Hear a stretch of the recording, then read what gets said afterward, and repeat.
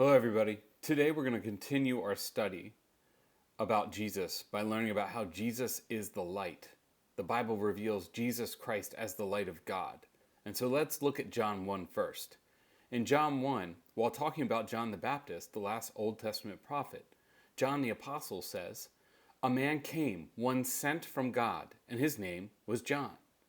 He came as a witness to testify about the light, so that all might believe through him. He was not that light, but he came to testify about the light." This was the true light that coming into the world enlightens every person. He was in the world, and the world came into being through him, and yet the world did not know him. So John the Apostle clearly believed that Jesus was the light of the world. And Jesus himself declared that he was the light of the world to the Pharisees and his disciples in John 8:12, when he says, "I am the light of the world.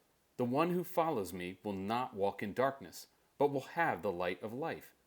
And later in John 9, Jesus says, "While I am in the world, I am the light of the world."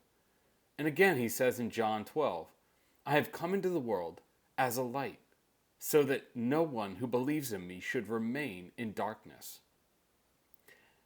So Jesus clearly believes and declares that he is the light of God. But Jesus also in the Bible is called the Word of God. And the Word of God in the Bible is listed as the light of God as well.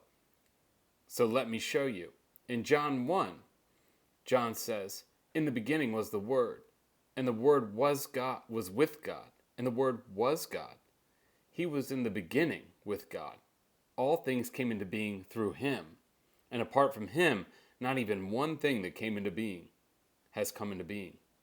In him was life, and the life was the light of mankind." Gregory Palamas, a theologian from the 1300s, said, "The light of Christ illumines all."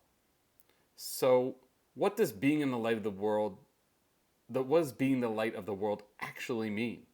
If we study the Greek word in the New Testament for light, it is called phos, a neuter noun, and it is defined more properly as light, especially in terms of its results, or what light manifests. In the New Testament, light is the manifestation of God's self-existent life, and is also used to refer to divine illumination, which reveals wisdom and imparts life through Christ. In our next video, we'll continue to define Christ as a light by comparing that word to its biblical opposite, darkness, and keep building our understanding of what the Bible means when it reveals Jesus as the light.